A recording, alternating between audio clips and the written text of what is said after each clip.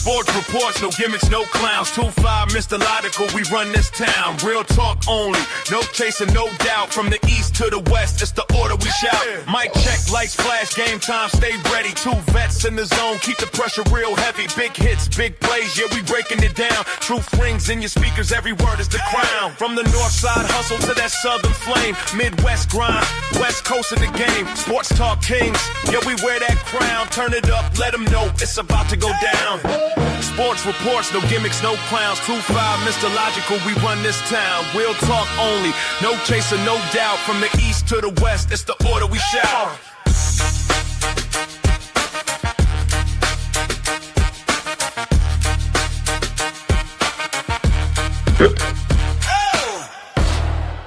It's about to go down. Yes. You are now listening to the sounds of Sports Reports as Ordered. And I just got word, it's not F the Knicks. It's bow down to the Knicks. The Knicks are your world champions, but it still leaves me confused, like, world champions of what? He is the world famous, world renowned, cool, calm, and collected, Mr. Logical. And then down here, in a disappointed, dejected, 'twas the night before Christmas Alamo, I am 2-5. Like, review, subscribe, share, rate, do all the free things, do all the good things. Liquid death in hand, got my Scream soda. I don't even like cream soda, but I took a chance because last time I got the pina colada and I don't like coconut, and I loved it. It was a hit.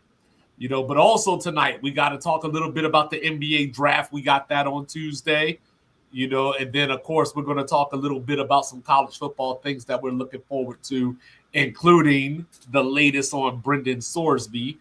But let's get right to it, Mr. Logical. Walk me through Game 5, since I was not able to lay eyes on it. Oh, man. Oh, Game 5.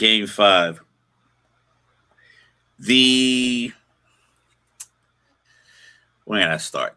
San Antonio had an advantage over the Knicks that was clear in all 5 games. Our big guards either shoot well or they drive to the basket. The problem was they were flip-flopping who was doing what. And it burned them every single game in the series, because even Game 3 that they won, stick to what you were doing. De'Aaron Fox shot too many threes, in my opinion. He shot a lot of them with like 12 seconds on the shot clock.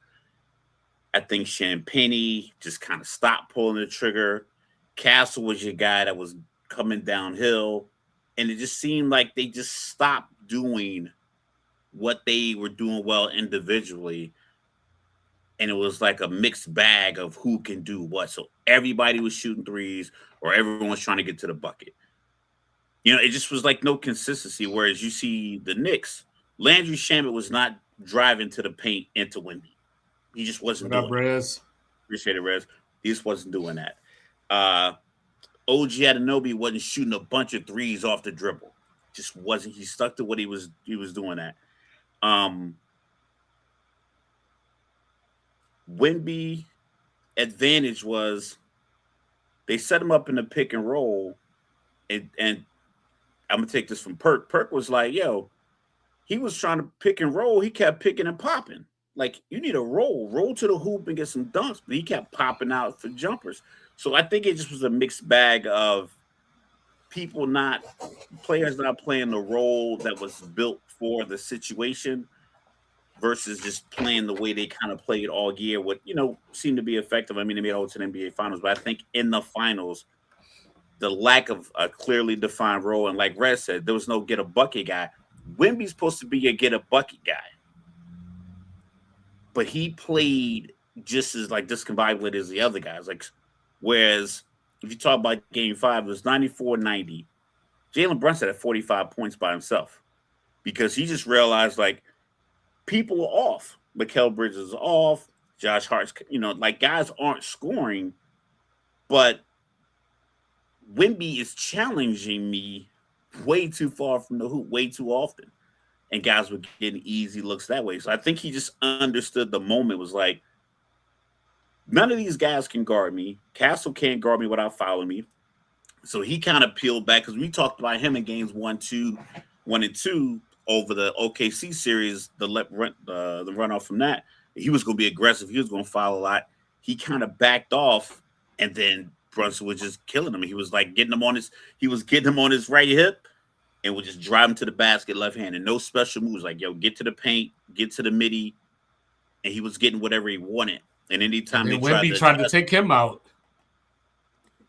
Yeah, that was. I look at it two ways. I just want to be like, oh, it's a dirty play. Either he looked down to put his foot down somewhere where Jalen Brunson could still get his foot to the floor, or he deliberately put it down so that his foot would be the floor that Jalen Brunson landed on. Because either the way he looked, it was like appreciate it. The way he looked at his foot, it was like, is he doing it on purpose or was he actually trying to get his foot down to avoid it? I don't know. It should have been called. He would have been suspended for game 6 anyway, because there's no way the NBA could look at that and be like, even me trying to low-key justify it, the NBA would look at it like, now you clearly put your size 20 shoe right here and his ankle rolled. That's a flagrant. You're out game 6. Yeah, see, the Spurs got to be sick. You know what I mean? Another game that they should have won. Obviously, they had a lead of double digits in every game. They led for a total of 70% of the series. Then you turn around, they lost a game where Cat scored 5 points. They lost a game where Cat scored 2 points. And then, of course, there was the Wemby pass to Castle that wasn't. The good news for the Spurs is that Michael couldn't beat Detroit. Isaiah couldn't beat Boston. The Celtics took 7 years until, they finally got over the hump. The Warriors lost to the Clippers and the Spurs before they got bailed out by Kevin Love and Kyrie's injuries.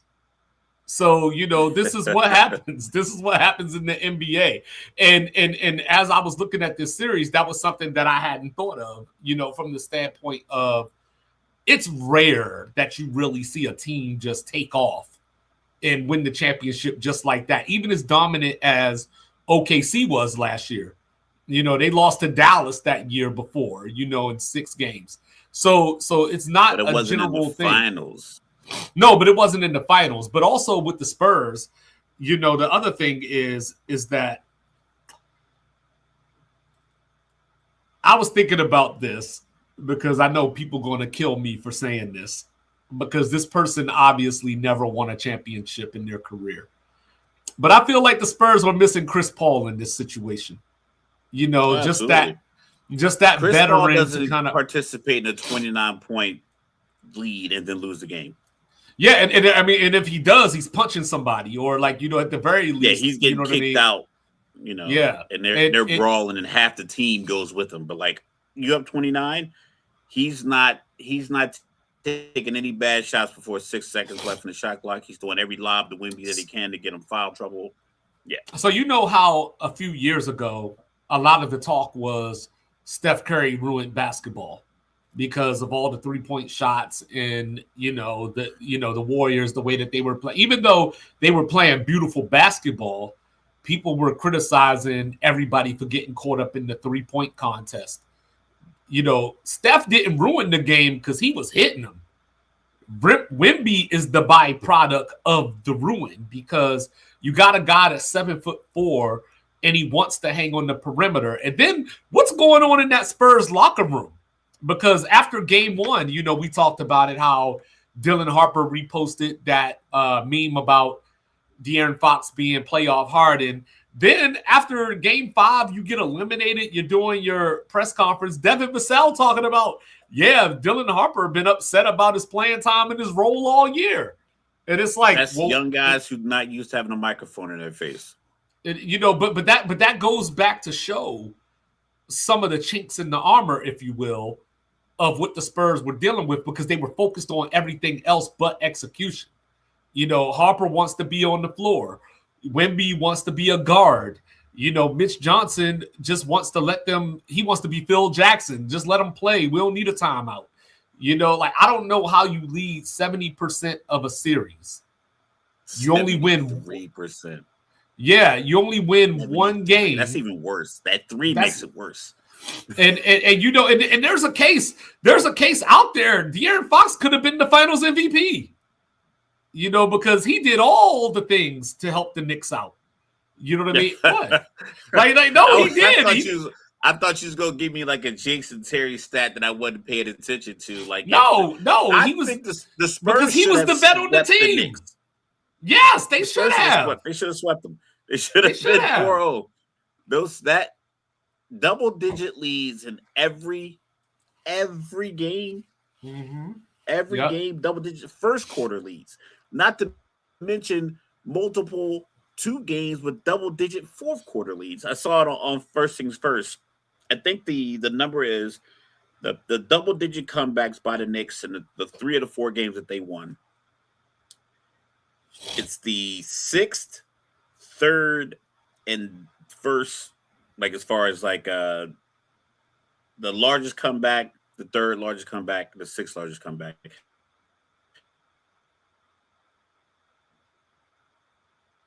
That's just nuts. Those were in back-to-back wins for the. So even the game where Game 5, after they came back from 29, being down 14 or 15 in Game 6 was we never thought that them coming back from 16 was crazy. Highest total to come back from the fourth quarter in NBA Finals history because they just come back from 29. Like you said, Wemby shooting threes, it just goes to the breakdown that I had before the series started. Every player on the Knicks knows exactly what their role is. In every single game, they did just that. I think Game 3, Mitchell Robinson didn't play much. They were doing the Hacker Robinson. They got the little lead. I think even Game 4, he didn't play much because they had to put Alvarado in. So he didn't come in Game 5 and try to do something extra. He just came back in and was like, all right, cool. I got this many minutes in Game 3. I didn't get a lot in Game 4. We won. Obviously, they put Alvarado in. They put me back in. And he just did his thing. He got that offensive rebound. Somebody else said something I watched today that pretty much the same thing I was saying about Wemby. Wemby was trying to create, I guess they call it aura farming. He was trying to create that moment in the finals. That I'm in your head, boy. That in his mind, when he said that, he thought that was going to be the clip for his NBA Finals championship highlight run. Because they would have been up. Realistically, they should have tied that series up 2-2. So that moment would have been the turning point. Like the moment where he was on the bench Game 1 or Game 2 when he was given the little pep talk. The little pep talk. So it would have been the pep talk. It would have been the I'm in your head, boy. The jumper, all these things. I think he just, instead of saying, you know what, let me make the best basketball. What up, Mike? What's going on, Mike? He was trying to create what is the most historical moment I can create in this right now. Whereas a guy like OG, he was wide open on that Jalen shot. We could probably watch that play 50 different times. Different teams running that same play, and that guy would stand there and watch the ball hit the rim. Maybe it goes in, maybe it doesn't.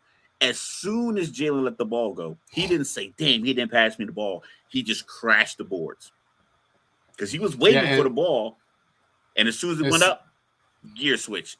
So roles and understanding with the magnitude of the moment. And Mitch Johnson learned exactly why the Knicks got rid of Tibbs.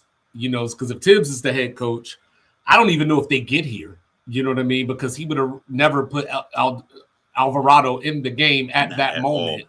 You know what I They mean? wouldn't even trade this is where if Tibbs was the coach. and this is where, you know, say, yeah, you was on that mic, you know, said I remember them Trae Young arguments. You know, but I think that like that's what got Mitch Johnson in trouble, because he was too beholden to his rotations. You know, like he wasn't going to switch it up at all. Like there were times where, you know, and I know like after game 3, I think it was, I said, yo, no more Harrison Barnes. You know what I mean? But there might have been a time where you could have put Harrison Barnes in for Champagnie and nobody would have known the difference. You know what I mean? But with that being said, Mr. Logical, as the champions, right? You know, you don't normally go into this is what the champions must do. But if the Knicks want to get back here next year, is there a piece they could add? Is there a trade they could make? Or do you think you just run it back as is? Sound like coaching to me. Yeah. In theory, I say you run it back. If you could get a 4, like a stretch 4, maybe, because I think that's what hurt San Antonio not having like I said. I'll use an example like Mason Plumlee, 6'10", 6'11" guy that's gonna go out there and just bang and rebound. I think you might need somebody that's like Mitchell Robinson is going to be your big. He's going to be your rebounder. But I think a guy that you could rotate in with Cat, and he might not score the same way Cat does, but he can be like an asset. Like, granted, this is not going to happen. Like a guy like Hartenstein. Hartenstein's not going to come out there and give you, 14 and 10 every night. But his presence defensively, what he can give you if you get the ball to him within 6 to 8 feet, that little push shot, someone who plays that kind of role that you can get, handful of minutes, 20, 25 minutes kind of mixed in with Cat. Because I think you could run a guy like that and Mitchell Robinson and your three guards, essentially. And you can run them with Cat because Cat can then now play away from the hoop. Same kind of 3-guard combo that you run. So I think like just the 4, just another guy so Mikal Bridges doesn't have to defend a big if they have one in there. Just a guy so Josh Hart doesn't have to just defend a guy like, give me like the guy that was in Portland, Jeremy Grant, something like that. Like a guy like that against New York, yeah, let me go get like a 6'10" big that's just going to defend him instead of having my 6'6", 6'7" guards, give up 2 or 3 inches in advantage. But someone like that, just somebody that can kind of just keep them flowing. I don't really think they made wholesale changes. I don't know what the money looks like. We keep talking about Jalen Brunson leaving that $113 million on the table. Looks like the right move. The Knicks are a publicly traded commodity, so I don't know if he has stock in the Knicks that's going to make up for the $113 million they didn't get. Yeah, I think even if the Knicks grab somebody like, say, Zach Collins from the Bulls, like that could be helpful. I think that if we're going to go the draft route, which we'll get into the draft a little bit later here, but if the Knicks could get their hands on somebody like Marenz Johnson out of Michigan, I think that might be a good tough body. Or hey, go get Zuby, Ojefor out of St. John's, one of those 2 big bodies that can just push people around the paint and not have to have Cat do so much of the dirty work. But conversely, if you're the Spurs, what do you need? You need someone to bite at the De'Aaron Fox apple a year earlier than you probably expected. Well, according to the reports that came out today, like he's their point guard. Yeah, everyone says that, but when you watch the film, you're going to – it's not – I don't want to put the whole thing on him. Like I said, in game 4, he hit the jumper to put him up 5. I don't mind him going for the layup in game 4 to try to go up 3. It's like, this is the moment. You had Josh Hart that just blew the layup. This thing bounced right. Literally, you're the only one running downhill to get to. Well, I mean, who knows, right? If they call the foul on OG, we might not even be having this conversation. I saw a couple of replays, and I think it looked like he swiped the ball before he got to the arm. I'm not sure, but like I saw it in like real time after I read the report. Like maybe he got to the ball. But like I said, no ref was going to call that foul. But if you slow up a little bit instead of trying to be super fast, De'Aaron Fox, if you slow up just a half step, he's running into you. Get somebody into him. Yeah. Yeah. Now they gotta call it. Because you're in the row with the photographers if you slow down just a half step. Now, I mean, you laying up with the dude, he's taking your picture like this. And now you're getting free throws, or maybe you get an and one. But I just felt like it was the whole game had a lot of problems. I wouldn't throw everything at the feet of De'Aaron Fox then. The issue that De'Aaron Fox is facing is that Dylan Harper would have played better. But he also missed a layup that would have tied the game at 90. You know, he came down left-handed, was right at the rim, and blew the layup. No one got a hand. It was a slight contest, but he missed a layup. So we're not going to say, oh, well, because he blew the layup, that he shouldn't get playing time next year. I just think everyone's throwing everything on Fox. And that 200-something million is a lot to move. But if somebody wants to move, if wants to start over in Portland. I don't know. Chicago's seem to be in this position where they're trying to turn around. Maybe they say, you know what? Let's get this guy who probably has a chip on his shoulder, because I'm pretty sure all he's getting is this bullshit hate mail from people on social media. Hey, Mike, people in the town of San Antonio. Hey, Mike, maybe them Bulls and new head coach Tiago Splitter, you know what I'm saying, makes a call about De'Aaron Fox. But that's $200 million. Yeah, he gets 60 next year. Contract. Yeah, so that's gonna be a problem. But well, you know, I think that to Rez's point, what he was talking about, I think the Spurs have to treat Wemby like he's Cat. You know what I mean? Cat, you know, he was the big man, and then they went and got Gobert. They had their twins and all that kind of stuff. Like, I think that they might need somebody to allow Wemby to play that 4, because you were talking about it the other day. Like, why is Wemby out here guarding Alvarado? And, you know, at times he's guarding Josh Hart, you know, because they want to do this freelance thing, because Wemby is not a great on-ball defender. You know, he just has great recovery speed. He's 7'4" and athletic, so he's always a threat to block his shot. You know what I mean? Yeah. So that's the thing. And then on top of that, you know, Harrison Barnes gotta go. Probably time to move on from Shad Penny if you can. I feel like Cornette. I know they just got Cornette this year, and I don't want to bang on him, but you know, at the same time, you saw it in the OKC series. You saw it in this series. Whenever Wemby went out the game, it was open season down there, and of course, right. That could just be the difference of just like that. 5 minutes into the game, Messi scores on Algeria. You just had to show. Oh no, they waved it off. Huh? Yeah, I think they waved it off. They got him off.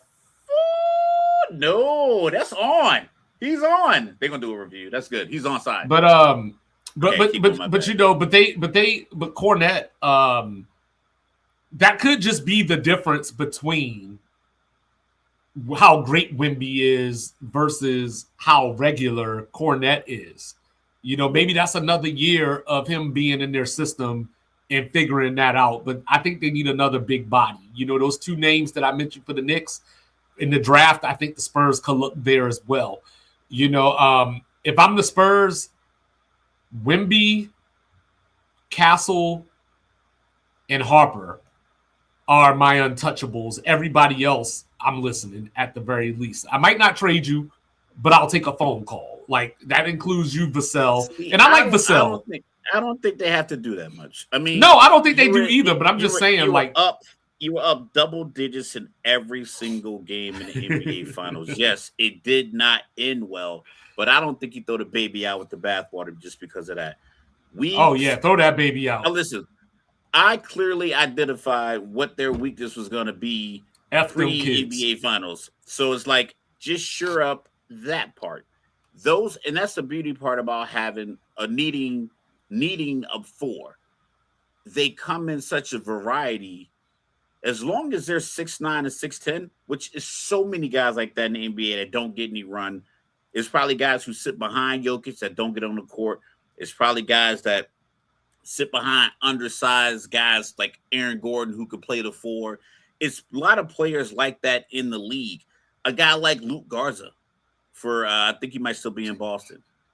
I'm not saying like he's it, but it's like a guy like he's been in the league for a while. I know. And he barely was getting any run. I'm talking about a guy like that, like a guy who's just a more I want to say more gifted Cornet, but like somebody else that can be in. Because I said when they were taking Wemby out, it's like if you take Wemby's 2 defenders, he's defending his guy and he's always defending the rim. So when you take Wemby out, now it's just whoever's guarding the ball, and then hopefully someone can rotate to the rim. Put another guy in there that's now going to defend the rim, and the other guy's going to defend the on-ball guy. That's the only thing. You just need to get somebody else in there that can be the defensive presence that Wemby is, as well as another guy who might be able to get you, 8 to 9 points, 6 to 7 rebounds in mop-up duty, so Wemby can get down to 30. What was Giannis when they won the championship? He was at like 36, 37 minutes a game. Yeah, something like that. It was maybe like somewhere in that lower because I they think were it was winning like a 30 lot of games by double digits. Yeah. Yeah, so I think they try to get him to like 34 minutes. Like a guy like, I'm not saying I don't know he's available, but like a guy like Bobby Portis. I think Bobby Portis coming in with Cornet. Jalen Brunson still not getting to the paint without getting touched up. That's all they need. I would keep the guys I need to get rid of, like give me like Champagne if you think he needs to go. Like if guys are due like big money, then I'll consider it. But if guys aren't due big money, I will run it right back. All right, so here we go. I told you that I had questions. All right. So let's get started. 8 straight years, new champions. You like the parody or do you miss dynasties? I love the parody. 100%. I love it. I love it because we didn't like the 8 straight years LeBron went to the finals. As basketball fans, the conversation surrounding him as a player, people didn't like it. And they started saying stuff like, I know people didn't like it because they started saying stuff that wasn't true. The East is weak. It's the NBA. It can't be weak for 8 straight years. Yes, it One can. year he traded half his team. When was the okay? Here's a different question. When was the last time? No, I know. But when was the last time, in your heart of hearts, you think that the East was better than the West? I don't think it's been forever, but exactly. I don't think this is how I felt, and I've had this argument before. I think the Western Conference has just as many mediocre teams.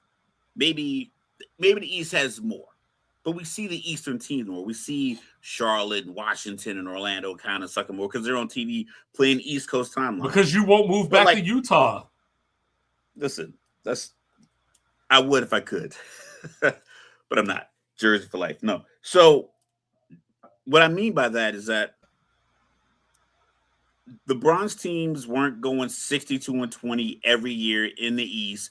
A lot of those years, they were the 2nd seed, 3rd seed.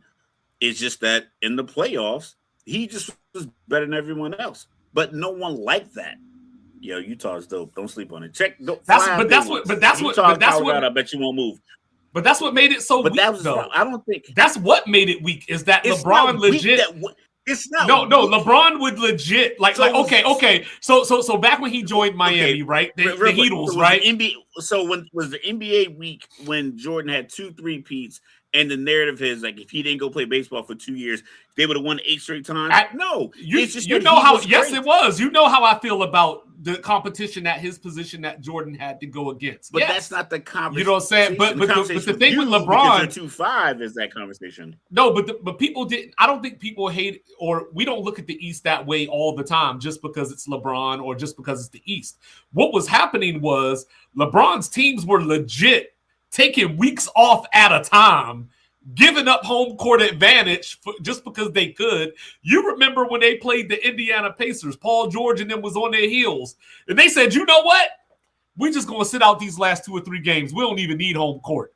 You know what I mean? Then the Raptors, he was going up against DeMar DeRozan because why do we think he would bring us the trophy? And then you had shout out to Drake. And then you know what I'm saying? But then you also had the year that he went to Cleveland, or I'm sorry, 2018 in Cleveland. Yes. They traded half their team at the trade deadline and still made the final. Yeah. But that goes to 2 points. I think he is that great, and he elevated every team around him. But I think subsequently, the parity has a better conversation because a guy going to 8 straight finals is a big deal. A team and Golden State going to 4 or 5 out of, what was it, 5 out of 6? It was like 5 out of 7 or something like that. I want to say years of 5 out of 7 years. Yeah, I think it was 5 out of 7. Yeah, but 4 straight playing against Cleveland, that's a big deal. It wasn't like, oh, wow, I can't wait for this Cavs-Warriors finals. It was like, oh, the Warriors went out and got Kevin Durant. But also, I think the other part of that was new. But I think the other part of that, though, the reason that people hated it was because, and this is not my opinion, I'm just saying what people were saying, is that LeBron was jumping from team to team. You know what I mean? And that's what they hated about it, because it was like, just stay in that one place. He went to 2 teams.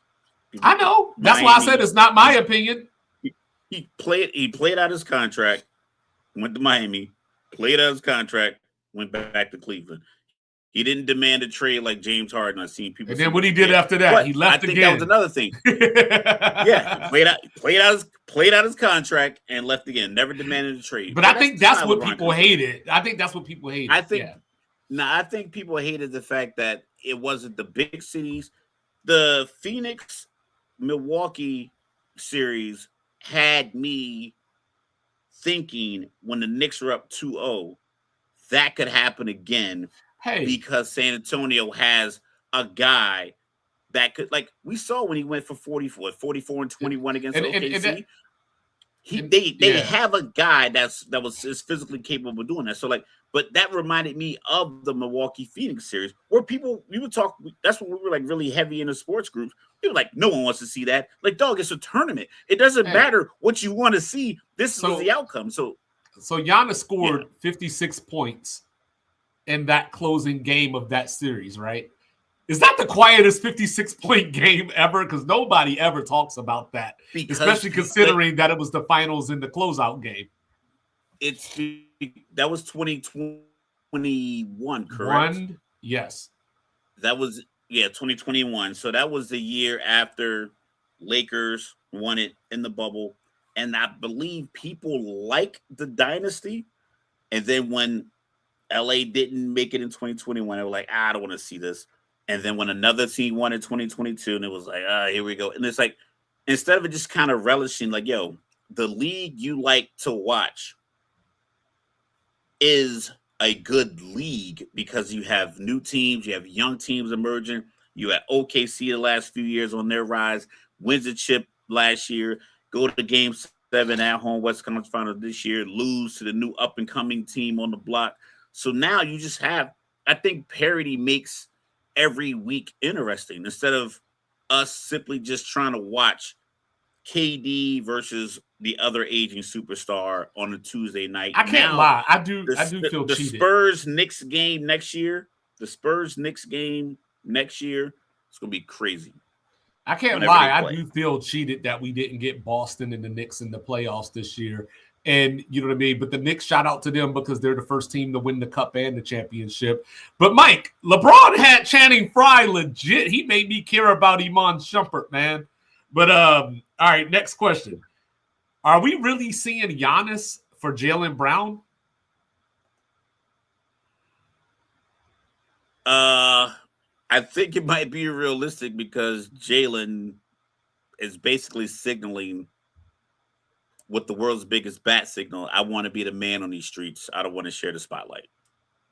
Yeah, so I think that kind of lessens the demand, and I think you're going to get one of these deals where it's like Giannis superstar, Jaylen Brown, superstar. Let's make the picks and the money. Yeah, it looks like the Clippers and the Hawks are the two Rematch. teams that are being talked about as being the third team to facilitate that trade if it happens. So, but Giannis allegedly is still asking for Miami.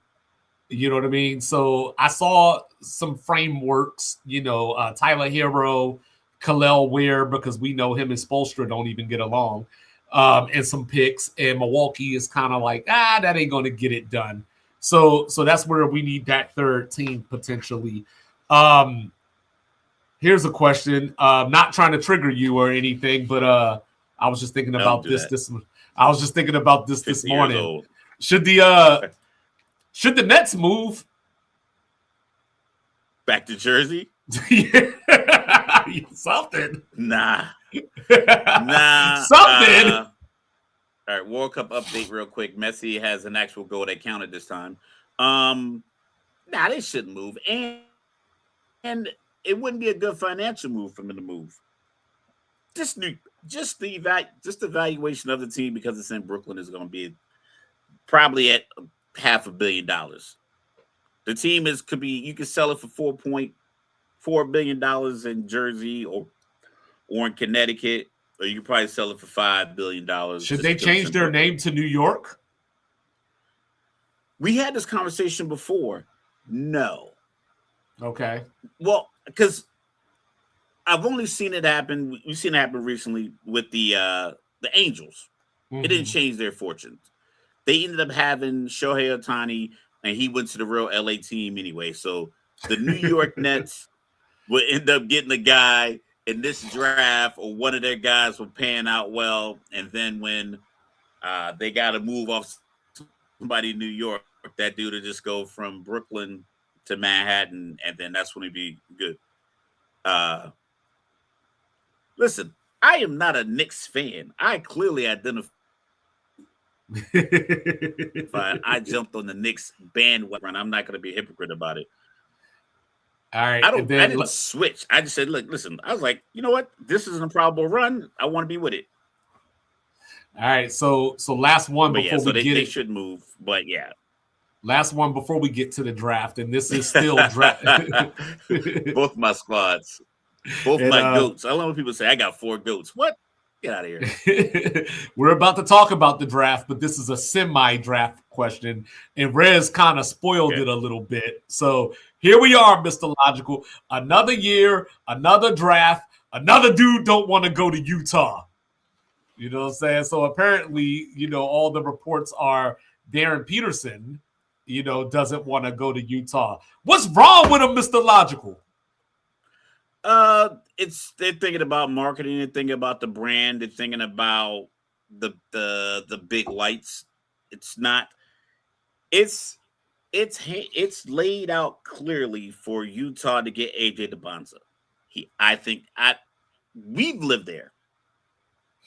And depends on how you're employed in Utah is how you're gonna love it. So if you like outdoors, camping, you like a quiet life, simple, you just want to work, Utah's a perfect spot for you. But if you want commercials, you want the limelight, you want the nightlife, unless you're willing to take that 45-minute PJ down to Vegas, or even a 45-minute Delta flight down to Vegas, more than likely you're not going to get the same level of entertainment when you're off. You're not going to get the same marketing and financial opportunities off the court either. Yeah, you might be like, there's some major corporations in Utah, but the biggest one is the Mormon Church. More likely, they're not going to use you to advertise the Mormon Church. So that big pot of money is not available to you. Whereas you go somewhere like DC, you go somewhere like New York, you go somewhere like Boston, the biggest corporations in those cities would employ your services as an NBA player in some kind of promotion. I think the best you're probably going to get from a $1 billion industry in Utah is one of the car dealerships, Stockton and Malone, Larry H. Miller, something like that. You're not going to really get if your face goes on the billboard, it's going to be for one of those kind of corporations.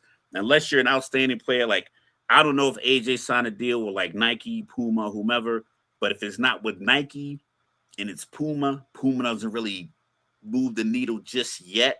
So being in Utah probably won't help. Whereas if you are a Knicks player, if you're Clippers, I mean Phoenix, one of these other places where like the billboard really is geared towards highlighting the player, then yeah, that's why I Yeah, can understand why so he wouldn't want to go to Utah. and I get it, right? Like there's a certain disconnect, depending on how you grew up, where you grew up. Utah just sounds like the wilderness to you. And but with that being said, I guess I'm just old school in that way. And obviously, I went to Utah. I didn't have a choice because I was in the military. But Yeah, I but thought I when was I gonna hate it. but when I look at it, I'm like, I think that if I was an NBA player on my way to making millions, I'll go play basketball in Siberia. You know what I'm saying? Like, so I just don't look at it that way from a sports standpoint. Like, and I feel like you can get, I mean, everything's remote and virtual nowadays. Like, you can still, in my opinion, get certain sponsorships and do certain things. But anyway, so But I Mr. think if Logical. you were in if you were like if you got drafted by the Golden State Warriors, or if you got drafted, any sport around Silicon Valley, you're walking into these meetings. It's very similar to why LeBron went to LA and why KD went to Golden State and then went to New York. I think Justin Tuck said the same thing in an That ain't interview. why He KD went went to to Golden State. I mean, they begged him on the Hamptons, but Justin Tuck said the same thing when he picked the Raiders. He was like, "Well, I don't." He's like, "I have relationships in New York. I don't have any relationships in Silicon Valley, so I'm gonna go to Oakland." So Utah, you're not walking into that organically, whereas any of the other major cities you are. Like I said, unless you can think of a different place, I got Stockton Malone dealerships, Larry H. Miller dealerships, and maybe the developers who are building all these houses and everything else. But it's like I don't see anything major as far as like a multi-billion-dollar industry that's going to give you like that at-home local celebrity access that Darren Peterson and other young guys probably want, to include old heads, because like De'Aaron Fox didn't sign a $200 million deal to go play in Utah either. So it's like it's not a spot for NBA stars, but for a young guy, it's a perfect spot for you. You can work on your game, minimal distractions. Yeah, they As long said as you that can get a by the end chauffeur, of you're last good to go. season, they said that by the end of last season, Ace Bailey, really settled in and, I guess, embraced it. But with that being said, saying next Tuesday and Wednesday night, we got the NBA draft. Wizards with the number one pick. So what's the word, Mr. Logical? If you're the Wizards, who are you taking number one?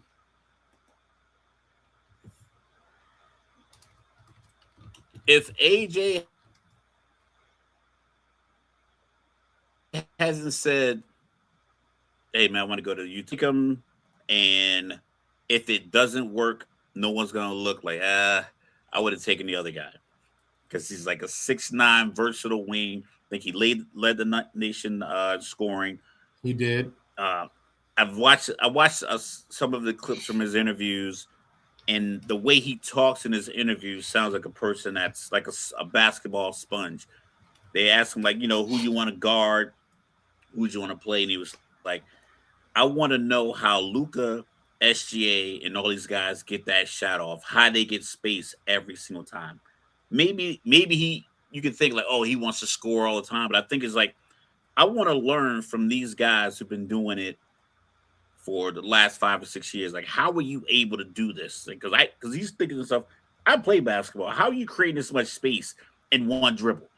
Like, how are you getting a clean shot off this quickly? So I think his mindset going into wherever he's going is good, and I think Washington needs it. And having Trey Young, unless you if you go move AD, just try to get some real role players that are gonna help. But I think Trey Young having the ball, that's gonna limit how many times AJ turns the ball over, which will keep his confidence up. But yeah, I think you go AJ. If I'm the Jazz, I go Boozer, just because, like you said, me and you like Utah. I'm pretty sure his father liked it, and then he kind of fits more into what the way they play in Utah. It's not a flash. He's very fundamental. Get up and down the floor, defend, score inside, shoot the rock. So I like that for them. And the Grizzlies, I imagine AJ Peterson probably told them no. Or Darren Peterson probably is like, nah. So maybe the Bulls. Well, apparently Clippers, Washington's the only team that he's working out with. Maybe that's just because he just wants to be the number 1 overall pick. Yeah. But with him and Trae Young, I don't know how that works. I don't know if he played off the ball in Kansas. Did he play with a true point guard? Is he going to be able to not be? Is he going to be able to adapt to being the rookie? Well, I'm not sure that Trae Young's not on the table. Then I'm not sure what Washington's doing at all. And I think they're going to make the bad decision at number 1. And they're going to make the bad decision overall. Because it's like, you made all these trades for what? So as I was looking at this, I was thinking about this, as a Wizard fan. A couple of thoughts came to mind. I know. A couple of thoughts came to mind. At least you're consistent, unlike me. Darren Peterson is a perfect fit for Utah. They just went and got Jaren Jackson Jr. at the trade deadline. They still have Lauri Markkanen. Obviously, they can move one of those. They got Ace Bailey. They have Keontae George running the point. So, and Walker Kessler's coming back from injury, even though he's got beef with them right now about his contract extension. So I feel like you could slot Darren Peterson right into that 2-guard slot and just say, let's go make the playoffs. So that's what I think about that. When I look at Caleb Wilson, I hear a lot of people comparing him to KG. That'd be Kevin Garnett. But when I watch Caleb Wilson play, I see Darius Acuff's defense, but you're like 6'10" or so. You know what I mean? Which is kind of not a good combination, even though theoretically the potential is there. So I like Memphis for him because put him next to Zach Edey. And if you can develop that defense, I think you might have something there. The Bulls are kind of a wild card because they need a little bit of everything. They got Josh Giddey. Simons is a free agent. So they lost Kobe White, or they traded Kobe White, to the Hornets. So there's a lot going on in Chicago. So when I look at the Wizards as a fan, if you're going to move AD, I feel like Boozer is probably the right answer. Put him next to Alex Sarr, who just fractured his foot, by the way. But put those two next to each other, and you have your contrast at your big man position, your guy that can dribble, still set up the offense, do a little Jokic things from the post. Where could you get Boozer if you traded down? I don't think that. I don't know if I go Boozer. I don't know if I go. No. The correct answer is DeBoncha. I'm just saying that, like for me, just looking at the fits. If you think they want Boozer, if you think that's an A tier level fit, I imagine you could probably move down. So who would you? I know them kind of put you on the spot and kind of messed up your. No. I don't think there's a move to make because I think that either you'd have to do it if you want him. If you want Boozer, if you want him, you just have to get him because you got to take him at 1. Yeah, because if I'm somebody like, say, if I'm the Grizzlies, right? I'm happy with either Peterson or DeBoncha. I'm happy with either one. So I don't necessarily need to make that trade. You're sitting in the proverbial catbird seat.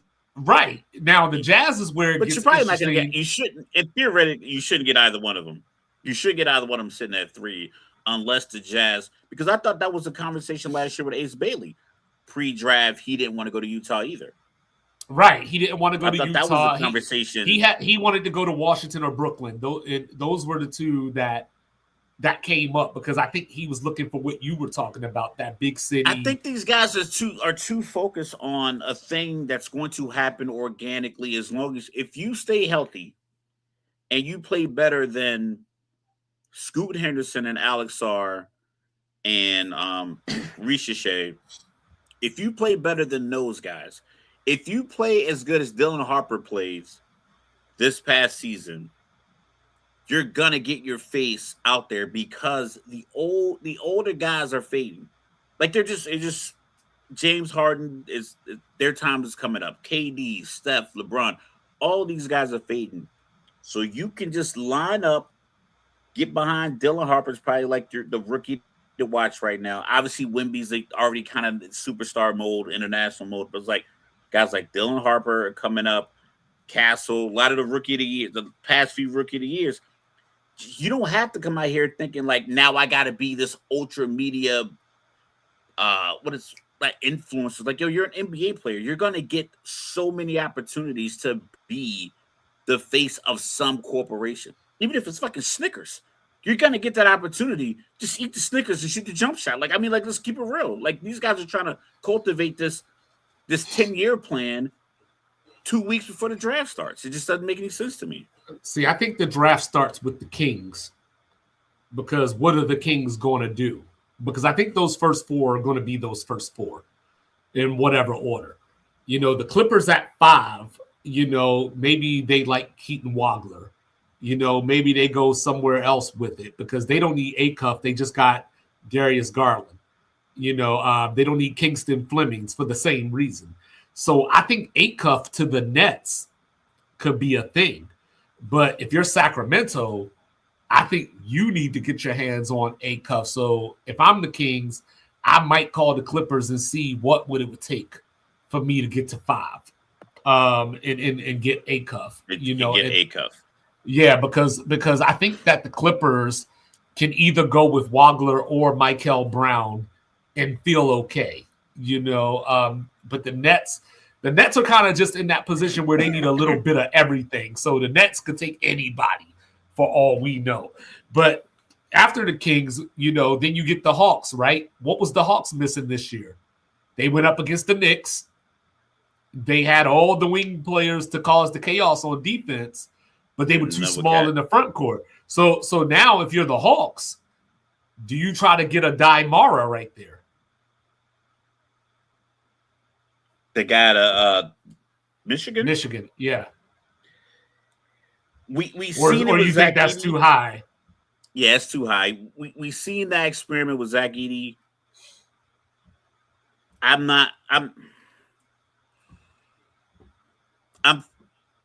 If I'm the NBA, because we talk about the NIL and the almost seemingly unlimited transfer portal opportunities. After about 7 or 8, man, like you're just grasping at straws at that point. Like whatever guy you get is the guy you get. Like there's not 10 guys in this draft where people believe 3 through 10 are interchangeable. It's Right. like, oh, he could go here. Like, you know, it's like I think 1, 2, 3, 6 4, through and 5 12 are pretty could be. much locked in. Yeah, 6 through 12 is probably a mixed bag. But are you gonna say, you know what? Jalen Brunson just took a team to the NBA championship. Do we take a chance on a small guard? Do we run 2 small guards? Do we go back to the mid-range game? Do we listen to the analytics guys that graduated from MIT and now work in our front office? Like, what do you do? And I just feel like so many teams are just in this purgatory of we don't know what works best. And it's like, I don't know if we have the coach that's going to make it happen. I think they're all going to make like bad picks. But if you're the Hawks, get a big or get on the phone with Washington and see what they want for AD. I'm not a big fan of AD moving around because he's getting older and he seems to be injured and it takes. Well, I know that was a thing. They were injuries. one of the teams trying to get him at the trade deadline. Yeah, so maybe you do that and it's like, you know what? I'm getting a known commodity.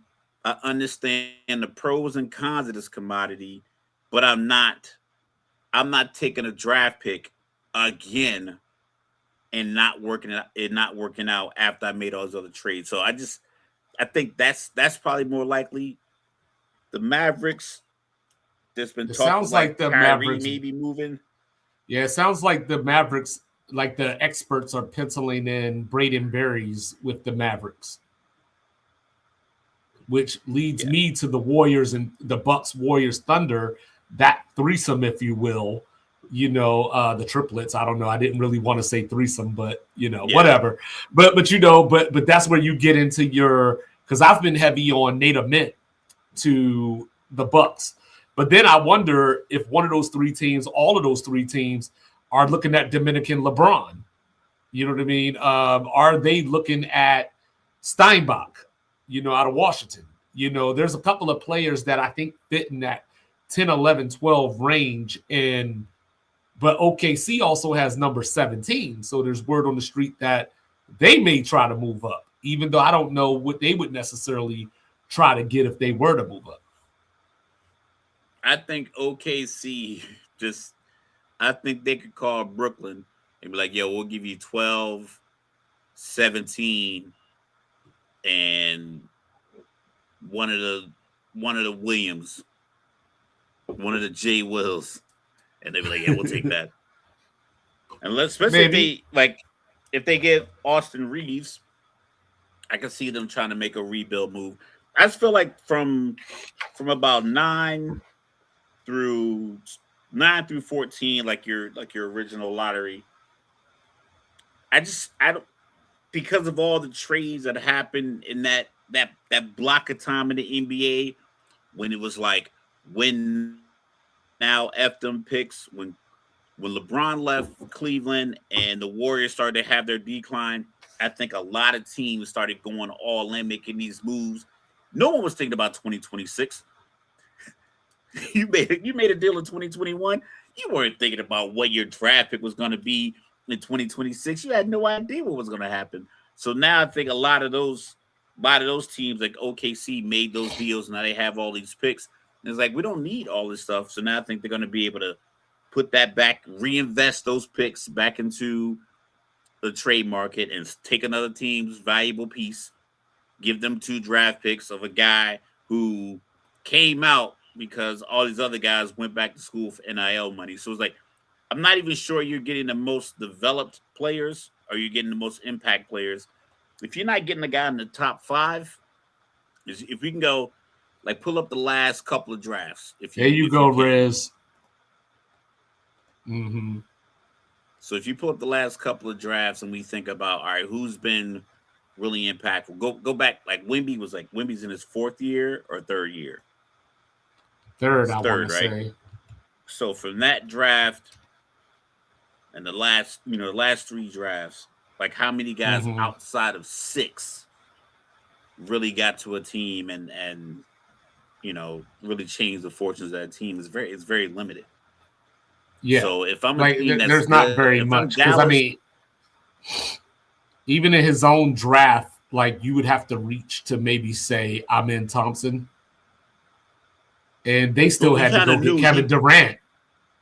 Yeah, he was going to be a good player, and defensively, like between him and his brother, they are really good defensively, but they aren't the reasons that the fortunes of the organization are. Yeah, they're like Amen Thompson is one of those guys that if he was 6'11" instead of 6'6", he'd be honest. You know what I mean? But at 6'6", you got to fix that jumper. Like, you know what I'm saying? Yeah, like that's just 6'6". That's just At 6'6", you got to be Kawhi. Yeah, like at 6'6", you got to be able to be strong and work the midi. Hopefully, this kind of ends the analytics thing, and because we just watch a 5'11" guy, 6 foot tall guy. Well, I don't know if 1 year is going to end that though. I mean, Shea did it all last year.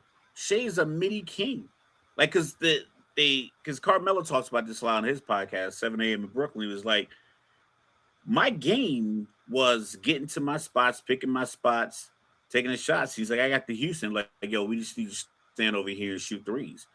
And he said, I was having meetings. I think Jeff T said the same thing on his podcast. Is like, they call you up like, listen, man, you're not supposed to be shooting these shots. We don't shoot these shots. He's like, what do you mean? It's a good look. Like the tip in or the jumper that sealed game 1 was a midi.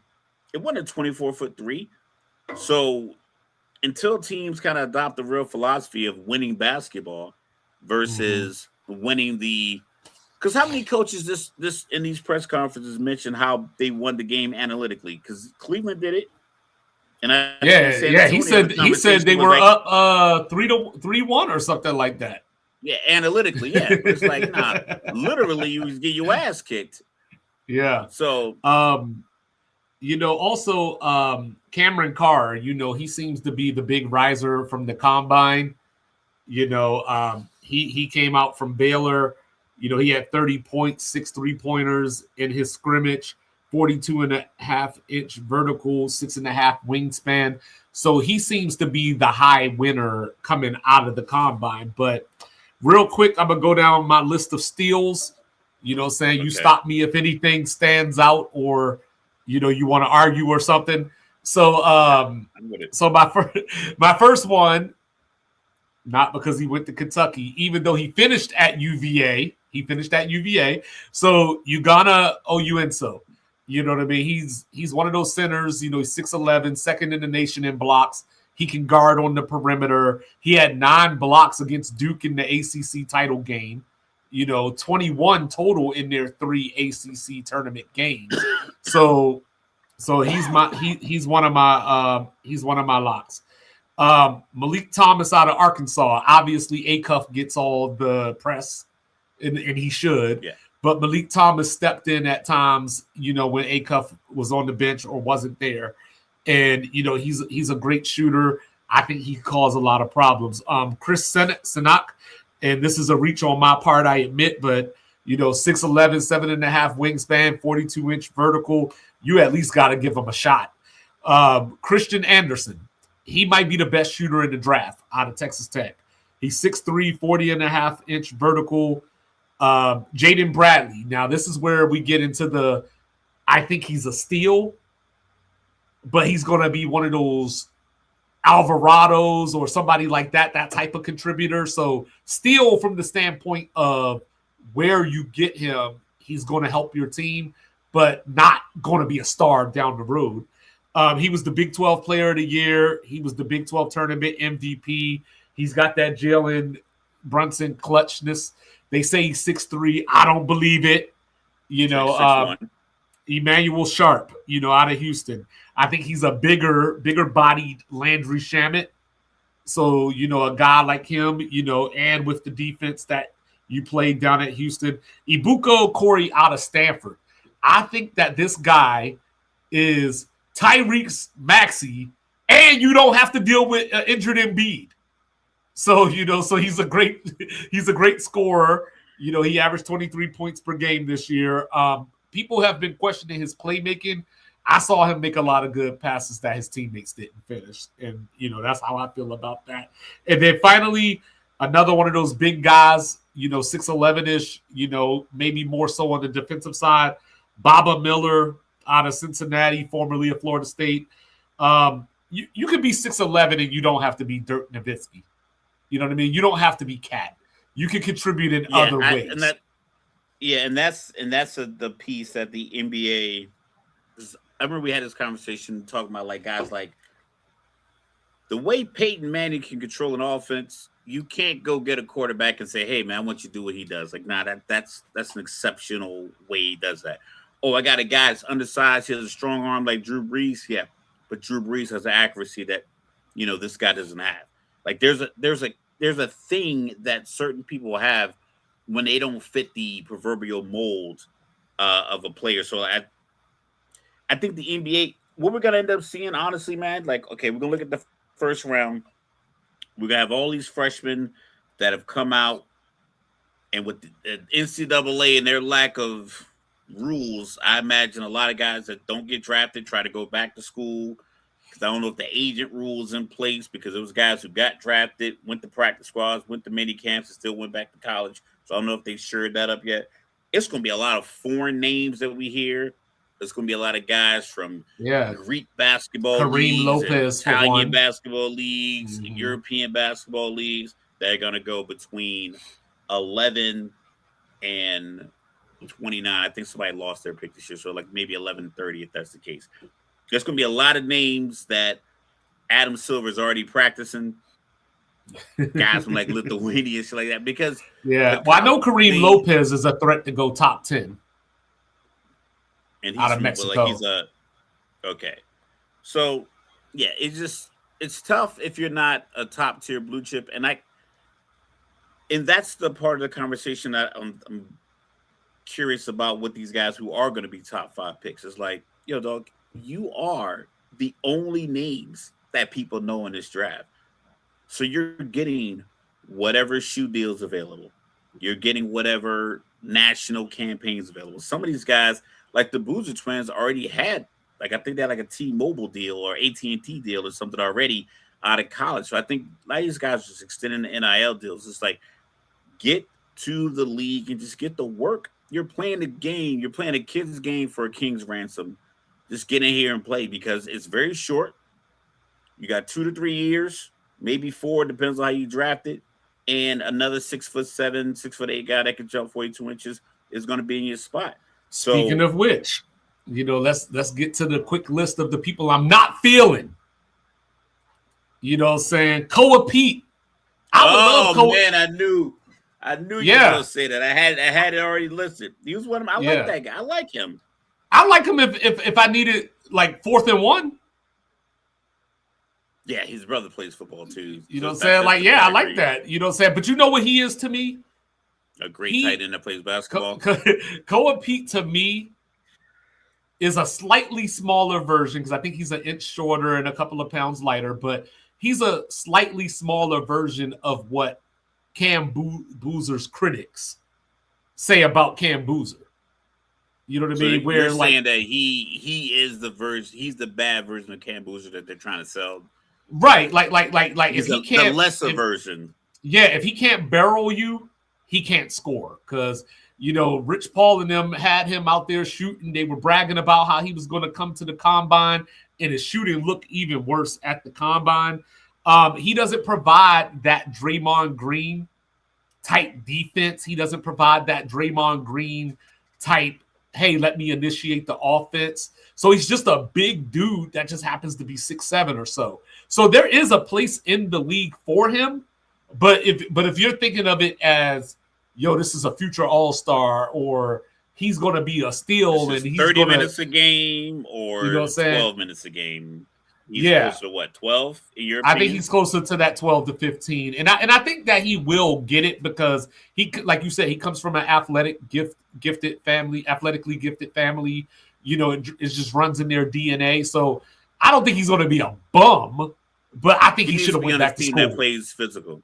He should, like if he went to the Spurs, you're in there. Yeah, he goes to Minnesota, you're in there. Spurs, Minnesota, Philly. Philly is kind of marred as like a finesse team, but I think outside of Embiid, I think that's it's a physical. I know the city doesn't take on the team doesn't take on the personality of the city, but I think a tough guy in a city like Philly, I think they'd appreciate, like, a guy like literally his pops was a maybe he could be tackle. His brother's a tight end. Yeah, best case scenario, maybe he could be like and I'm going like into the vault, but like maybe he could be a Larry Johnson type dude. You know what I'm saying? If it all works out. You know what I mean? Like that, he has that potential. I think that's the thing. The New York Knicks this year, I don't want to be hyperbolic, but I think they are like the blueprint. One of say there's like 3 blueprints in the league that you could follow, like definitive. Like, you know what? This is how you could build your team. The Knicks did it with, you know what? Let's try this idea of getting guys who've known each other since college. Let's see if that works. Because we talked about the Joe Burrow, Jamar Chase. Should they take Penei Sewell or Jamar Chase? Since then, like, well, these guys have a relationship since college. Let's just take Chase. And it's worked out. You can get a tackle anywhere else.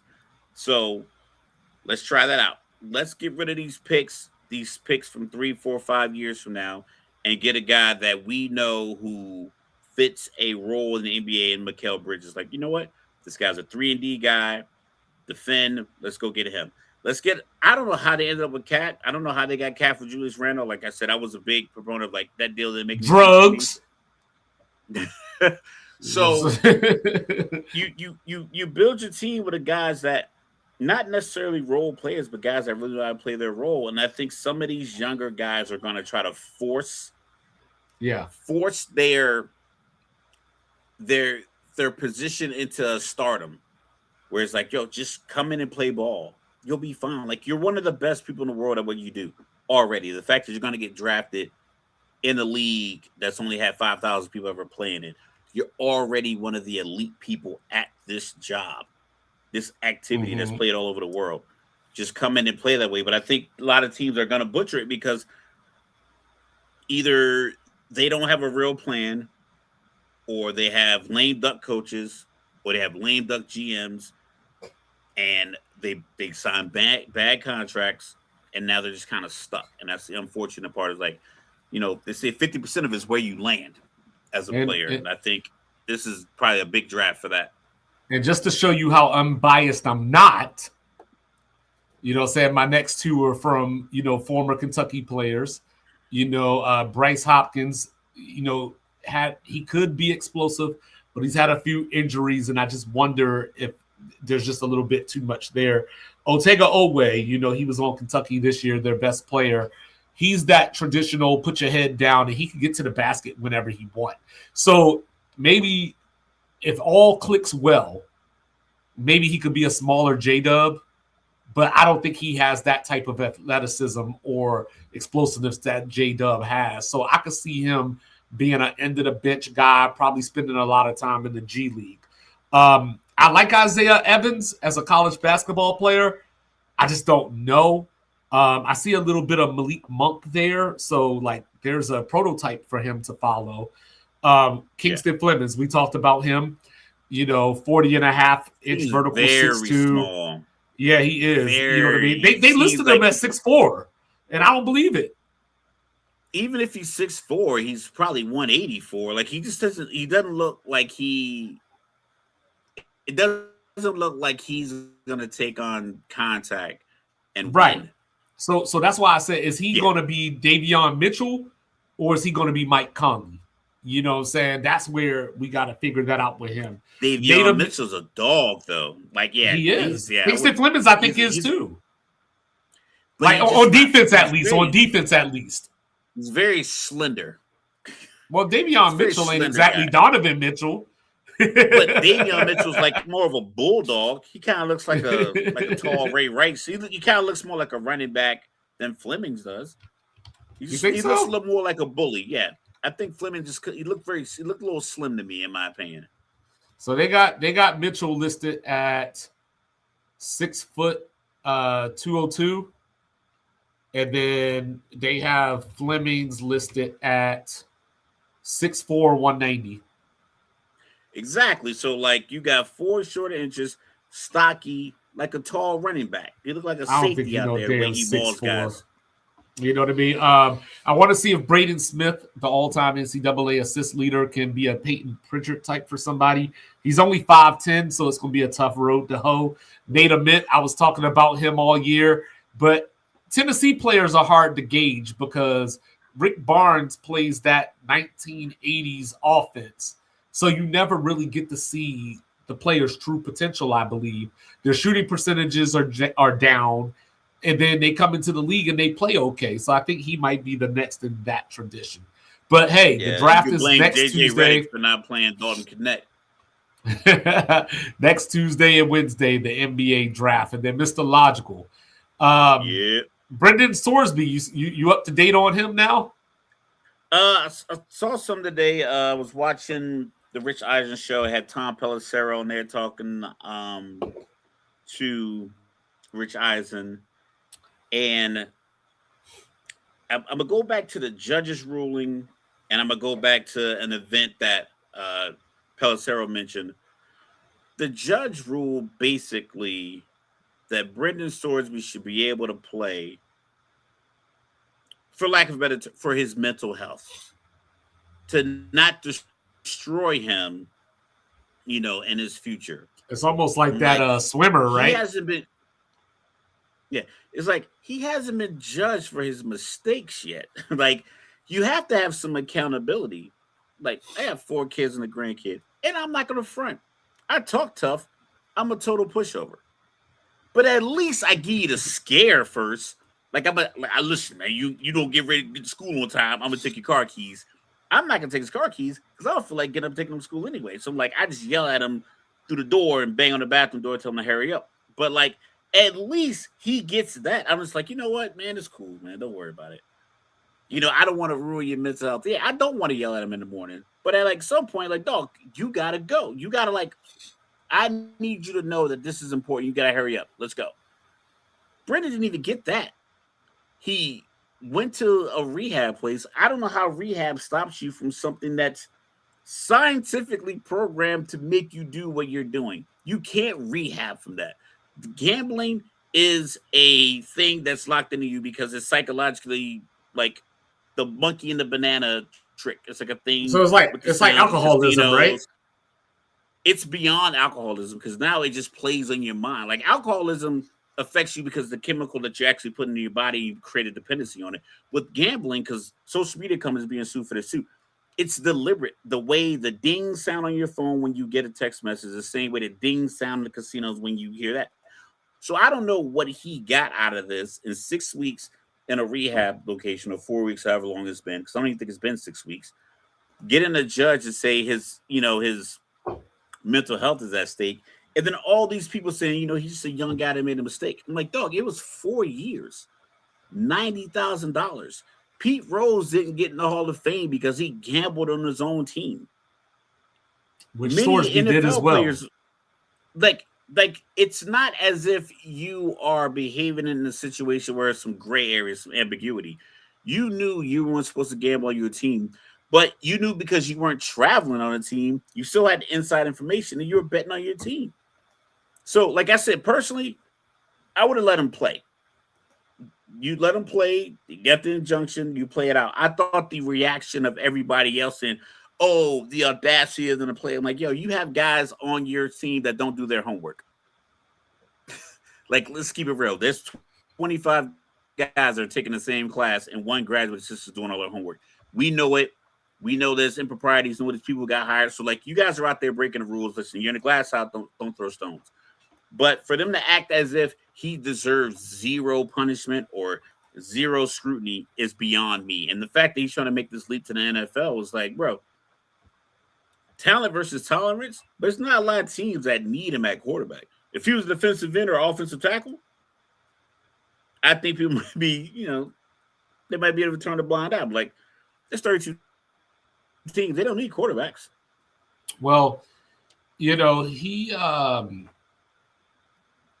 I do think there's a long leap between gambling and homework. You know what I'm saying? Like, one is actually illegal, you know what I mean, within the sport that you're playing. But I get your point. And, but if you have guys that are academically ineligible and you're letting someone else do their homework, that's the same. It's the same. I'm talking about just the fact that you have a guy on your team that will be ineligible on his own merit, and you are allowing someone else to do it. And I know these teams have that. Georgia Tech, it takes like a 1400 SAT to get into Georgia Tech. It's a very tough school to get into. UNC, a lot of schools are the same way. All these guys that are playing sports are not meeting an academic level, so there's already some leeway being given. And I'm pretty sure you're logical making the case for DEI. Yeah, and you know what I mean. Everything's already DEI. But diversity, equity, inclusion is a natural state. So the Big 12 came out and said, we're going to court because we should be able to punish you as far as keeping you out of the conference championship game, and all these other different punishments that the school would get, if they played Sorsby. So what does Sorsby do? He goes to Texas Tech, says, you know what? I'm out. Now he's going to the supplemental draft. So now Texas Tech doesn't have that to worry about. Now they just have to figure out what they're going to do at quarterback because their backup from last year is coming off the ACL, should at least miss the first 2 games. But those are the cupcakes anyway. You know what I mean? But Mr. Logical. June 16th. College starts in August. Yep. June 16th. Man, just go ahead, drop out of your school and walk onto our football team. We'll give you $4 million. Watch how pissed off they are when that happens. Here's a question for you. What player got drafted in the supplemental draft and made the Hall of Fame? Chris Carter. Correct. Oh, yeah. So just some other notable names from the supplemental draft: Chris Carter, Bernie Kosar, Josh Gordon, Bobby Humphrey, the Boss. You know, Brian Bosworth. This will be a name for you. You'll love this name. Tito Wooten. You know what I mean? Steve Walsh, Rob Moore, Terrell Pryor, Brendan Sorsby. So the rule of thumb on Brendan Sorsby was he was a late first round pick. Probably would go ahead of Ty Simpson. You know, I didn't have him that highly. I thought of him more as towards the back of the second, early third, maybe. But now that he's going into the supplemental draft, do you think that a team, if a team does take him, because there hasn't been a player drafted in the supplement since 2019, so do you think that a team is going to just hold out if they want him until, say, the 5th round? Or do you just try to grab him because he's a quarterback? So there hasn't been a quarterback taken in the supplemental draft? No, there hasn't been a player drafted. A player in general. I'm not sure you do, mainly because this just happened. Just let it undraft. Just go undrafted and invite them to camp, maybe. I don't think you do any of that. Okay. I don't think you touch them. I don't think you touch them mainly because it's like you have zero. Jets and the Cardinals might need them. I feel you. But you have, as far as we know publicly, I don't know what agency did an investigation. I don't know if there's been any depositions, any affidavits, anything that's sworn to that is an account of what happened other than these reports that he was using like his own account or whatever, bank account, gambling account, this team. So there's no information as far as investigation that he was fixing games, that he was telling a guy who played safety to, hey man, let up that touchdown so we only win by 6 versus 13. Like, hey, here comes the sluggo. Yeah, so there's not a lot of information as far as like, because if you think about just gambling at that level and the risk you're already taking, I doubt, just my criminal justice brain, that's the only risk you take. Is like, I can't imagine you were just like, oh, I'm not going on the road with the team. I'm just gonna bet. Like, did he get access to the injury report? Did he share that information with other people? Was he part of a gambling group? But if there hasn't been any like a qualitative investigation, why, as an NFL team, am I going to take a chance on you? And then as soon as I do, someone reaches out to him and tries to extort him. Fair enough. Tells him, hey, if you don't tell me, if you don't get me this money, I'm gonna put the rest of the story out there. Now I'm the Cleveland Browns because for some reason they like to take a lot of quarterbacks. Now I got egg on my face with another quarterback. I just don't see the NFL team really taking that risk just because of the ambiguity in this case. Other than that, it's just him saying he's sorry and the judge saying we don't want you to have bad feelings about yourself. You want to play ESPN real quick? Let's hear it. Does the Texas-Ohio State winner win the national title? No. Okay. No. I don't think so either. All right. So is it 24 teams this year? Or is it back to 12? No, it's still 12 this year. Still 12. Still 12. That's still a tough tournament. That's still a tough tournament to get through. Placement, who's going to get a home game, who isn't, who's going to play 200 miles away from home. Well, let's do this a different way. Let's do this a different way then. Is it guaranteed that the winner of Texas-Ohio State is in the playoff? No, because I don't think Julian Sand is that dynamic of a quarterback. I think he was just a check down Charlie. And I have no idea if Arch Manning is a big game baller or not. I know his name says so. There's a few Super Bowls in his at his family Thanksgivings, but I haven't seen the moment where it's like, okay, this is college football top tier Arch Manning game changer. So they can beat Ohio State and still go 9-3. Okay.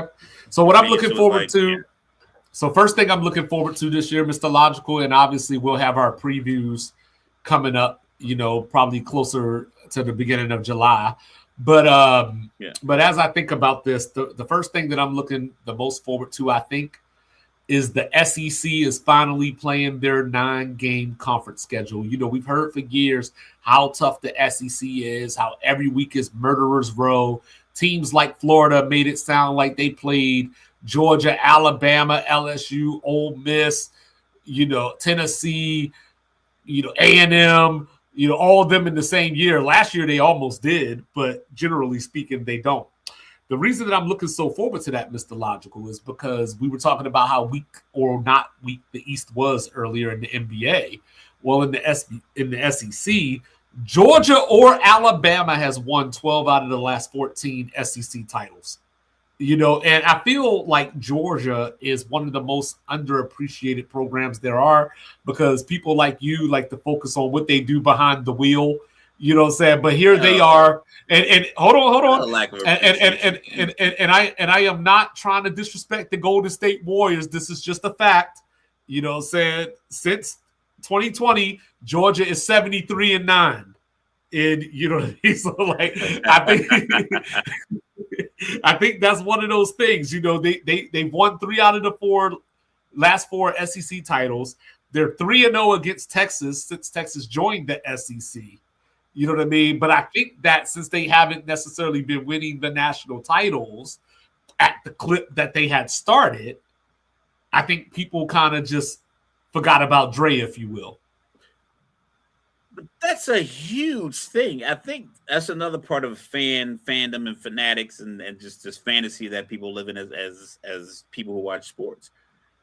It's not a given to win the national championship. It's tough. And I know we talk about the SEC and these bowl games where the SEC will play like Iowa in the bowl game, or an SEC school will play like a Mountain West school. And, they'll play like 7 or 8 bowl games, and the SEC will go 5-3 or 3-5 or something like that. And people are like, is the SEC down? It's like, no, look at your NFL rosters.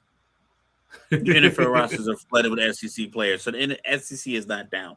They do play a few more tougher games than other conferences.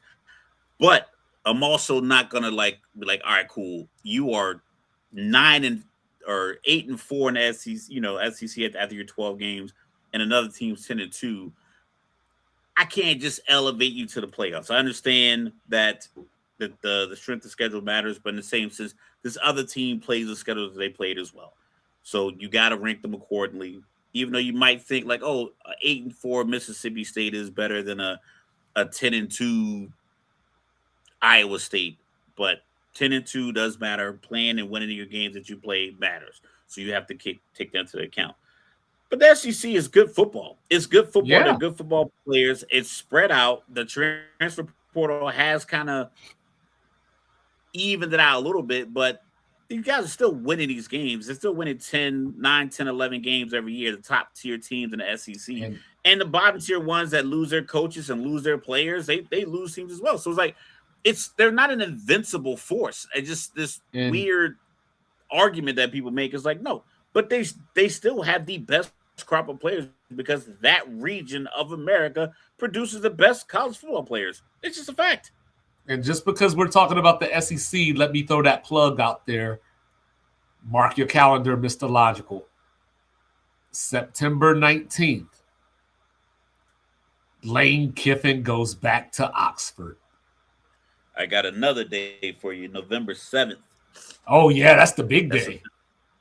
That's going to be a crazy day. The SEC matchups are crazy, and the national matchups are crazy. So, like the SEC is going to, unfortunately, not get all of their teams that they believe are like. I don't think they're going to get 4 teams in out of the 12, but I believe preseason, as an organization, they probably feel like they have 4 teams that should be in off the bat. But unfortunately, it won't work that way. Well, the streets want to know. Are you riding with the Gamecocks this year?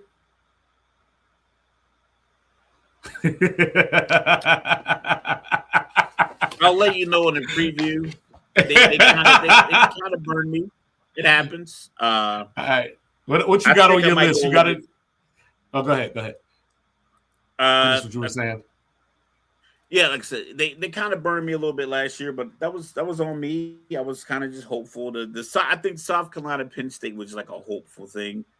I'm looking forward to James Franklin, Virginia Tech. Say growing up in Virginia, my dad's a UVA fan. You took it So from me. I think that's huge. I think his departure from Penn State was just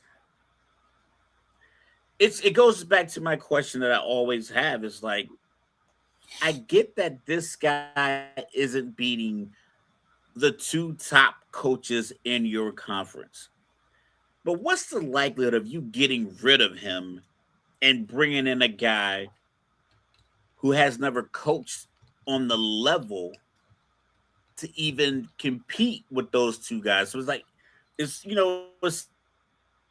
a double-edged sword. I understand you need to make a change. I seem like the reason that they made a change. They had a bad run. Losing to UCLA was a bad look, and you probably chalked it up to like, yeah, you're out of here. But the writing was on the wall for so long, and it's like, why? Why is it right on the wall so long for a guy? Like, I get it. Ryan Day has a really good team. Ohio State's a really good program. Well, the crazy part about it is going to be, 11-1 Penn State. Well, the crazy part about it is that James Franklin was basically Ryan Day in a lot of ways, as far as the record and, like playing against beating who they should beat. But here's the thing, to your point, right? Ohio State since 2015 is 117-21. You fired him because he couldn't beat them. Not because he couldn't beat them and Michigan and Oregon and whoever, but just because he couldn't specifically beat that team.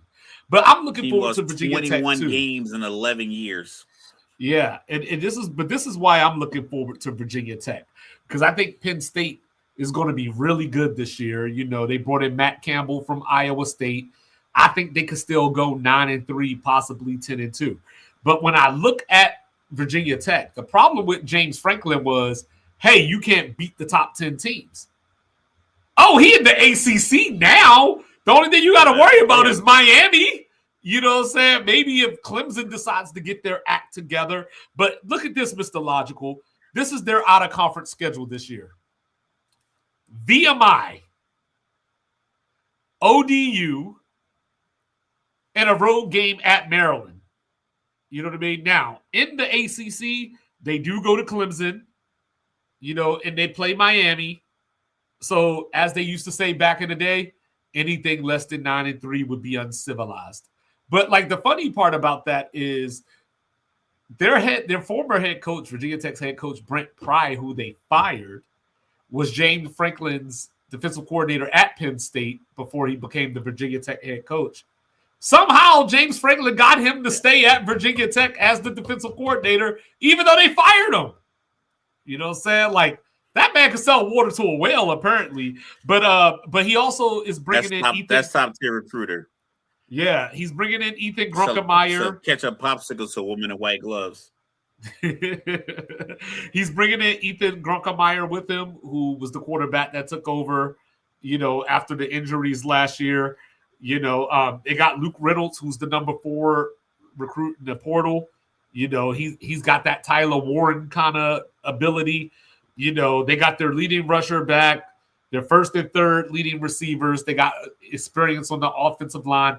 It's all systems go in Blacksburg, I think. But to your point, Mr. Logical, we were talking about Ohio State and are they going to make the playoff or not? So this is a part of their schedule. At Iowa, Indiana, Nebraska, USC, home for Michigan. Oh, all those 4 were road games, by the way. At home for Michigan and Oregon. The USC and Oregon are back-to-back, and the Nebraska and Michigan are back-to-back. Yeah, no problem. 117-21, baby. Yeah, ain't no problem. Like, They average, what is that, like 1.9 losses a year, and that includes probably some years where they had 3. Ohio State just, we talk about how Miami got Darren Mensah in the transfer portal. They kept Malachi Tony. But Ohio State keeps trench players coming through those tunnels and the horseshoe every year. That's where they win. Julian Sayin wasn't that good of a quarterback. I think he had a little over 3,000 yards passing last year. So that's Mr. Logical didn't like that 80% completion percentage. Because he's throwing nothing but flat routes and slants. They got Chris Henry Jr. coming in. So they every year they get the top high school recruit from one of the top high school programs nationally. I imagine they have the pick of the litter for the top players in the state of Ohio just immediately. Like, just if I'm a 4 or 5 star player in the state of Ohio who plays rivalry-based high school football, like big deal games, like there's high schools in Ohio that have indoor training facilities and the Bengals don't. So like that's the kind of high school football that they play in Ohio. You love shitting on the Bengals, don't you? But that's just a testament to how good the football is in Ohio. And then you still have Western PA guys that still go to Ohio, and then maybe a couple of Michigan top tier guys that don't get offered to Michigan at the level that they want. Now, like, okay, fuck, I'm gonna stick it to Michigan. I'm gonna go to Ohio State. They have that in the bag, on top of all of the money that comes in through Nike endorsements, popularity endowment, everything else. So they have everything you need. So even by accident, even if Julian Say doesn't play well, or say, God forbid, he rolls an ankle, and you got to bring in like a backup or your second or third string guy, that guy's probably a 4 or 5 star recruit from some national program. So you're going to plug and play with some of the best players in the country. Yeah, as long as you execute, hold on to the ball, you're probably going to win any game you're in if you're Ohio State. And I was talking to one of my Michigan buddies the other day. He told me that the biggest win that Ohio State ever had over Michigan was Toledo, and can you really count that as a win? So then, you know what I mean? Here's one for you. Are you excited to see how different the national champions look? And what's Sig Nasty going to do this year? I don't know how many dudes he has on the team that were born in 2004, but he probably has a lot of them, because that's how you won. A bunch of guys that were born right after the towers fell was still playing college football this past January, and that's how he won. I don't know if it's the program or if it's just his program is probably good.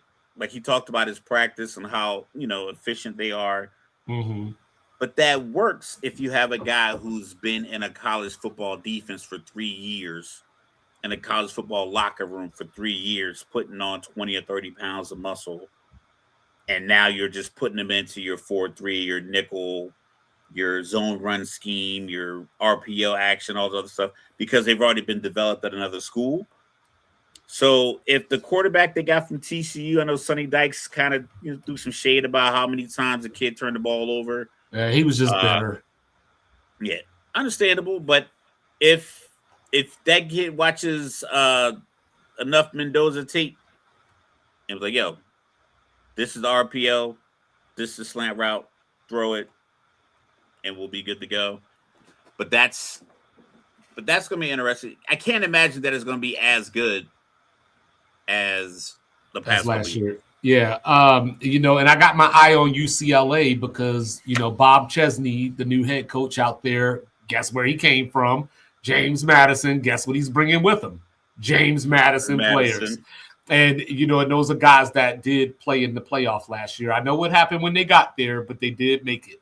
Oklahoma State, I'm excited for this. They got Drew Mestamaker, who led the nation in passing last year at North Texas. They got Caleb Hawkins, the running back, who was first in rushing touchdowns, fifth in rushing yards. Wyatt Young, third in receiving yards. and they led the nation in total offense and scoring. And you know the best part? They're going to the Big 12. So, don't be surprised to see Oklahoma State with a quick turnaround. Yeah, it's the movement of the coaches and the players and taking the players with them. I get it. I love the loyalty. Hopefully, my son gets his offer here in the next couple of weeks. He plays well. That coach gets hired on and takes him with him. But right now, you got to see how it plays out. So far, It seems to be effective. It seems to be effective to hire a coach from a smaller school that has had some success, and then allowing him to bring whatever allotted number of his top-tier talented players are who still have eligibility. That seems to be the blueprint. We talked about it after the national championship, like who could be the next Indiana. A turnaround at Oklahoma State. Say they get you a good 7-5 this year. I think that could get some guys who are like third, fourth string in Oklahoma and say, you know what? Maybe Stillwater's not a bad idea. Let's go to Stillwater. Let's go to Stillwater. See what we got. This was it Nussmeier? What's the Nestamaker? Nestamaker. Oh, yeah. If Nestamaker is out here, 3,900 yards. And I think he was just a freshman last year. He was a freshman last year. So if it looks good enough, I think you'll be able to, talk a couple of guys into leaving Norman to coming over to Stillwater. All right. Maybe a couple of guys from Austin to make that trip north. You never know. All right. Last question as we, have this last little portion of our conversation. In the last 17 years, there has been one preseason Heisman that actually won the Heisman. Can you name that Heisman?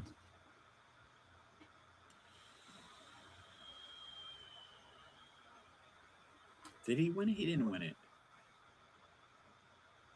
Preseason Heisman that actually won it. That actually won it. The last one. Baker Mayfield? So. No, that's a good guess, though. Marcus Mariota. Good one. I was thinking Adrian Peterson, but he didn't win it, right? No, he didn't win it somehow. He should have won it, but he was a freshman. And they're like, that's before they gave it to freshmen. Yeah, Jason White won it. I think it was 04. And then, yeah. But anyway, so I say all that to talk about the Heisman, So are there do you think that Jeremiah Smith? No. Why not? Tell me more. Because his numbers, in order to win the Heisman as a wide receiver, your numbers have to be ridiculous. And I think Ohio State's just going to beat the hell out of teams to the point where throwing the ball to him to get him. I mean, like, wide receiver, you need 1,400 yards, 12 or 13 touchdowns to really be in the Heisman conversation. Let's see what Larry Fitzgerald had. He's going to be doubled so much. And then, like I said, I think Ohio State's depth and just the talent that they have, they won't have to throw the ball at him that much. They're probably going to run 3 running backs out there, a couple of tight ends, the multitude of wide receivers. I think he'll be a 1,000-yard guy. But I think some games he'll just be out there running cardio because they're going to triple team him. So Larry Fitzgerald. Go ahead. Keep going. Yeah. Keep going. I just feel like with the wide receivers, it's unfortunate with the awards because in order for you to have a good year, normally at one of these top-tier programs, the quarterback's also having a top-tier year. Devontae Smith, when he went, I think he had 20 touchdown receptions. And Mac Jones is just throwing them bombs. But it just was like he was such an elite wide receiver in a group of wide receivers that it was proof that it wasn't Mac Jones. And that he was a creme de la creme of that group of wide receivers. And, of course, it's Alabama. So that's why I think he won and earned that Heisman. All right. So I wanted to get to this in this particular. It just happened as you were talking. That's why I thought of it. So I thought Larry Fitzgerald should have won the Heisman back in 2003. To your point about the numbers. But as I was looking at this real quick, I got to go down this ballot. Just to show you how old we are. Okay. So Larry Fitzgerald that year in 2003, 92 catches, 1,672 yards for 18 yards a catch, 22 touchdowns, and he finished second. With 22 touchdowns, he finished second. In Okay. 2003? Yeah. So Jason White won the Heisman that year. So that was the year that I was talking about Adrian Peterson. All right, this is the rest of the. Well, I ain't gonna go down the rest of the list, but here's the names that pop on the rest of this list. All right. Third was Eli Manning. Fifth, Darren Sproles. 6, Matt Leinart. 7, Phillip Rivers. 9, Ben Roethlisberger. Darren Sproles. Darren Sproles. Wow. Yeah, he was Fine Mr. odds. He was Mr. Everything. Yeah, but normally they don't really, because like right now the odds, all right, the top contenders for the 2026 award include C.J. Carr. I don't know why. Arch Manning, Trinidad Chambers, Jeremiah Smith, Julian Sand, Josh Hoover, Dante Moore. So you got 1, 2, 3, 4, 5, 6 quarterbacks. Mm-hmm. So like the award is just so slanted to quarterbacks that Jeremiah Smith is probably going to be your first plug and play pro out of this group of 7 players.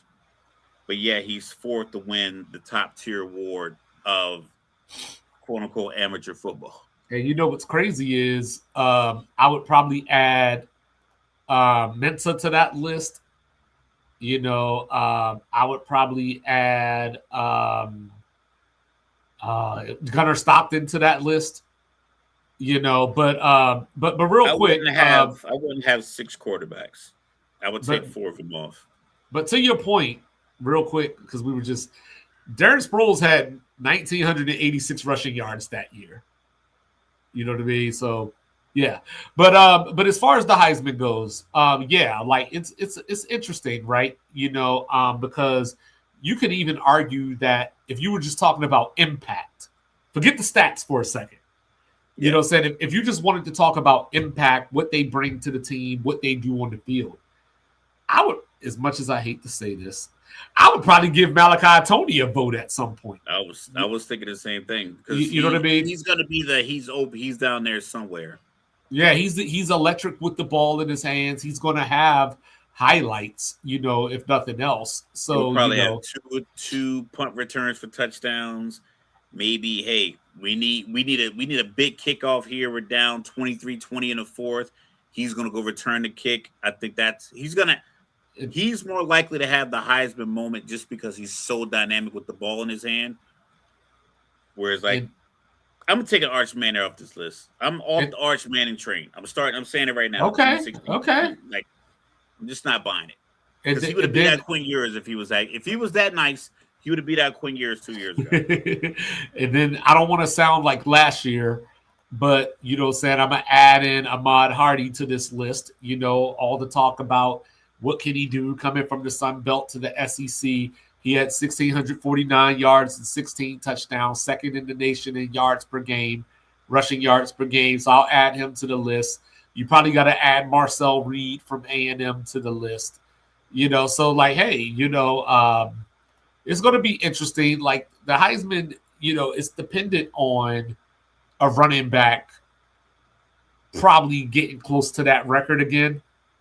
Because Ashton Genty was chasing the record, and that was part of the reason why people thought that he could win the Heisman, because they had him breaking the record that he fell, I think it was 89 yards short of or something like that. So that didn't work out. So yeah, it's going to be a quarterback award until it's not. I think CJ Carr has a good chance because he plays for the right school. You know what I mean? Like, I guess to some degree, and maybe this is me just making this up in my mind, but to me, that Notre Dame quarterback is like the college version of the Cowboy quarterback.